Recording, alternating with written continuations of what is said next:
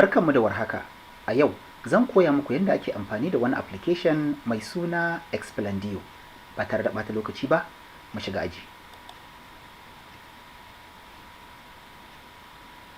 Idan kuna tare da ni, wannan shine ainihin abu na farko da in ka danna Explaindio zai fara baka kafin ya gama calculating machine ID din shi ya fito maka da ainihin homepage ɗinka.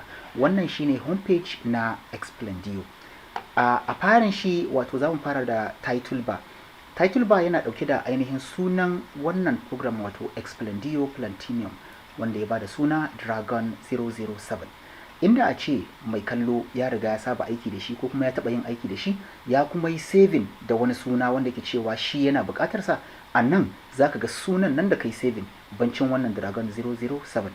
Amma ba tare da bata lokaci ba, mu ci gaba. Idan muka yi saving za ku fahimci abin da nake nufi. After title bar za mu sauko kan editing bar. Editing bar a cikin Explaindio shi ke dauke da features, kaɗan daga cikin features ɗin da Explaindio ke amfani da shi. A nan cikin editing bar za mu ga ainihin features sun kai kusan guda 20 wanda aka zuba su a hannun dama da kuma hannun hagu. Ta nan fari za ku ga cewa mun fara da wani takarda fari sabo wanda ya rubuta masa open project. Daga open project muna da create project, muna da save, muna da save as, muna da preview, audio, create video, import, muna da presentation, undo, redo da kuma wizard. Su ne na hannun dama.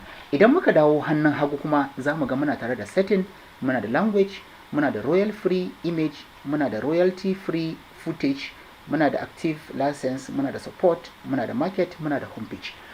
Su ne features guda 20 da nake bayani na farin a cikin Explaindio. Akwai wasu suna nan boye, in muka fara aiki da su za su fito insha Allah.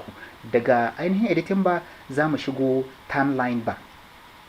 Idan kai sabo ne a cikin editing, abinda ake nufi da timeline bar, in kuma kai tsoho ne to kada ka fahimci abinda ake nufi da timeline. Idan aka ce timeline a cikin editing, kowane irin software ne na editing yana dauke da timeline din shi insha Allah.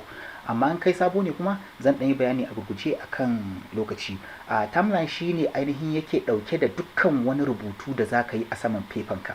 Duk rubutun da kai a saman fefanka da duk wani tsare-tsare da kai a saman fefanka, a nan saman timeline shi zai gaya maka irin tsare-tsaren da kake yi a cikin Explaindio ko kuma cikin koma wani irin indie software ne na editing.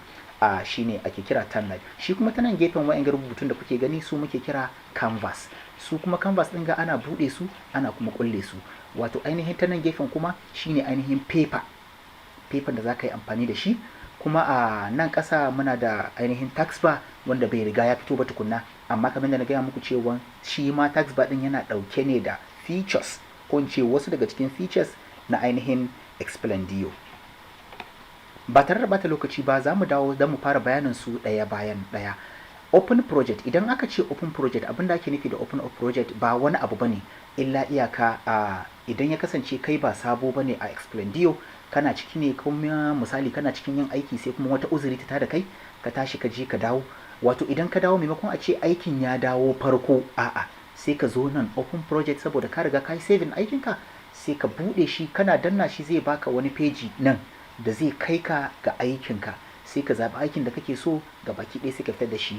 Za mu duba shi insha Allah ba ta lokaci, bari mu ɗan yi bayani sauran features ɗin a gurguje. Create project. Shi kuma create project, abin da ake nufi da create project ba wani abu bane illa iyaka ya kasance sabon aiki za ka yi. Sabon aiki in za ka yi shi sai ka shigo nan, shi za ka fara dannawa saboda me sabo ne, baka riga ka yi shi ba, baka riga ka ajiye shi a cikin Explaindio ba, ballantana ka zo open project. Ina fatan mun fahimta. So shi kuma wannan save, ordinary save ne kawai, da ka yi aikin ka za ka yi saving din shi, kana son ka yi saving din shi da ka taba save. Although da ainihin open project da create file da import za ku ga sun yi haske, sauran kuma sun ɗan yi wani duhu. Dalilin yin duhun su saboda ba mu riga mun ajiye aiki a saman paper mu bane. Idan muka ajiye aiki a saman paper mu, gabaki ɗayan su da kuke gani za su dawo da hasken su don ka samu daman taba su. Amma yanzu dai muna bayani ne akan su, in muka je can za ku fahimci abin da nake nufi. Shi wannan shine save kamar da na yi bayani, shi kuma wannan shine save as. Wato ainihin mutane ma ba su iya, wasu daga cikin mutane ba su iya bambance menene save kuma menene save as. In aka ce maka save, ana nufin cewa ordinary saving ne na inda Explaindio ya zaɓan ma kanshi ya zauna. Shine misali a cikin program file ɗinka a cikin C program. nan zai je da ka danna save ɗin ga shi da kanshi zai ɗauka ya kai aikinka da kai a saman fifofinka a cikin wannan program C file ɗinka gabaki ɗaya aje. Amma idan ka dawo nan save as, shi kuma save as shi ma saving ne kamar wannan, amma saving na daban, saving na ra'ayinka wanda ke cewa zai baka dama da ra'ayin inda kake son aikinka ya zauna. Kenan zai baka dama idan kana son shi ya zauna cikin document ne ko cikin videos ko cikin pictures ko kuma saman desktop, duka sai dai ka zo nan save as, shine zai maka wannan. Shi kuma preview, abinda a preview yake amfani a cikin Explaindio shine misali kana cikin aikinka a fefanka, ɗaya daga cikin bambancin wasu daga cikin ayyukanmu kenan, ko kuma in ce wasu daga cikin softwares na editing kenan da shi kuma Explaindio, shi yana baka daman previewing aikinka. Kana cikin yin aiki ne, maimakon a ce sai ka yi nisa daga aikinka a saman fefanka sai ka zo ka samu matsala, kai baka ma san ka samu matsala ba kuma gashi ka yi nisa, kaga an samu matsala. So amma in kana cikin yin aiki sai kuma kana son ka ga aikin da ka yi shin yana daidai ko ko bai daidai, sai ka zo nan preview ɗin ga sai ka taba shi, kana taba shi zai fito maka da aikin ka gabaki ɗaya tun daga inda ka fara har inda ka tsaya, dan ka ga in akwai gyara sai ka koma baya ka gyaran, ba wai sai in ka gama aikin bane sannan ka dawo ka gyara, shine preview. Shi kuma audio imputing ne ko kuma importing na ainihin audio voice record da kai, ko kuma wani kukan wani abu, tsuntsu ko mota ko horn da kake dai bukata da ra'ayinka, sai ka shiga nan sai ka dauko shi. Shi kuma wannan create video, wato idan misali yanzu ka gama aikin ka gabaki daya, ka kammala komai yayi daidai, kana son ya fita daga cikin karfin Explaindio ya koma ainihin ko a waya ko a cikin system ko kuma wani abu wanda ke cewa wani program in ka shiga za su ce maka rendering.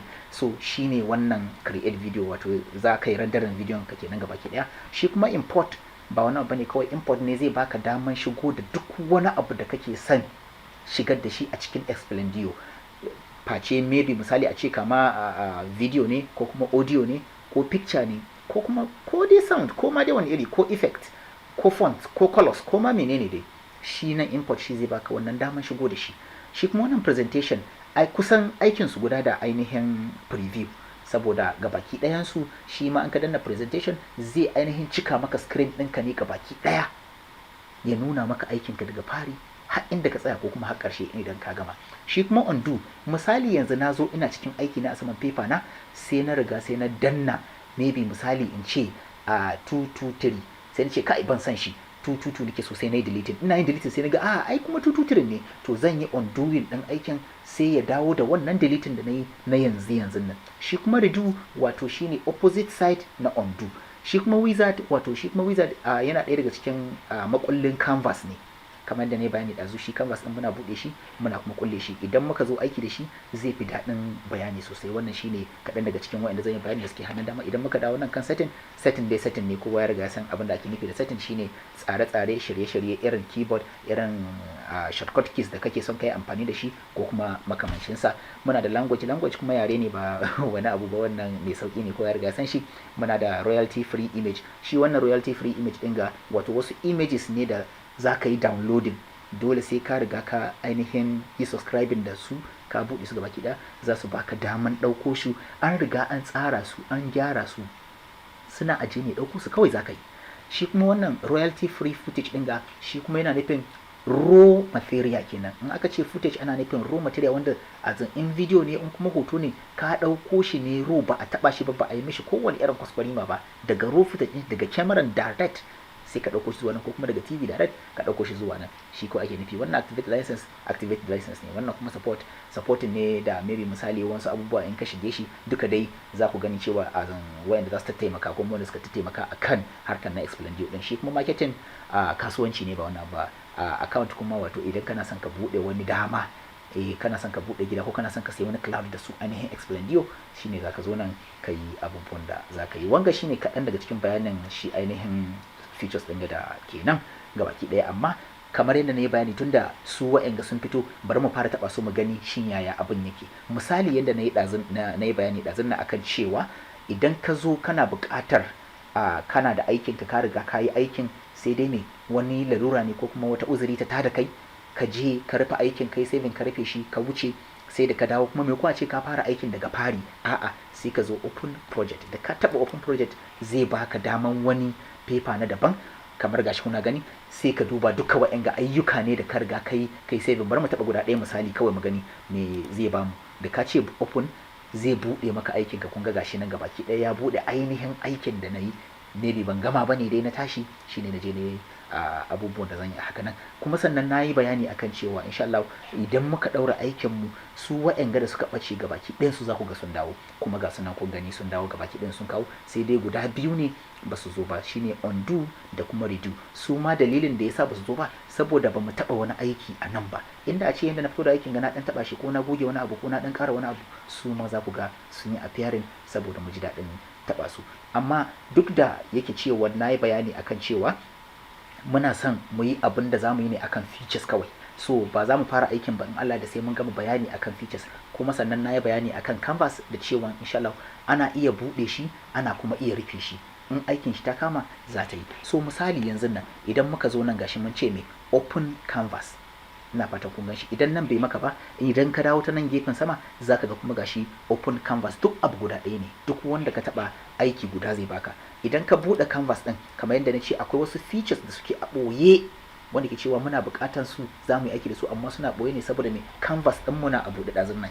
Yanzu mun riga mun buɗe canvas ɗin sai ya bamu wasu features ga su nan ƙasa a cikin taskbar ɗinmu. Taskbar ɗinmu ya ɗauki me add 3D object, na biyunsa ya ce add animation and slide, na ukunsa ya ce add video, na hudunsa ya ce add animated gif, na biyar ɗin shi ya ce add bitmap image, na shidansa ya ce add sketch image, wannan kuma ya ce add text, wannan kuma close canvas. Su ne na text ba, amma ba su kaɗai bane features ɗin, su ma akwai wasu features ɗin kamar yadda kuke gani ga sunan sun fito.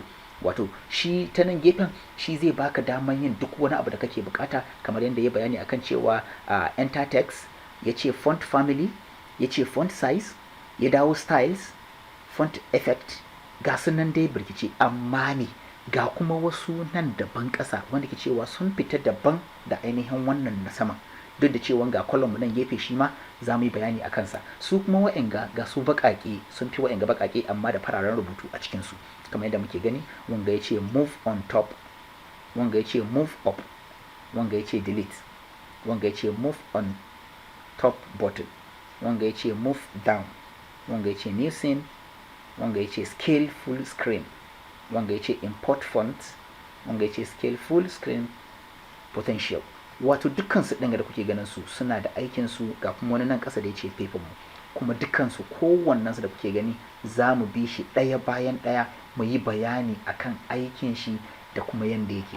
Kamar ɗazun nan na yi bayani akan cewa idan ka gama ayyukanka ga baki ɗaya kana son, ko kuma kana ma cikin yin aikin amma kana son ka duba shin na yi kuskure ko ban yi kuskure ba, sai ka zo nan preview.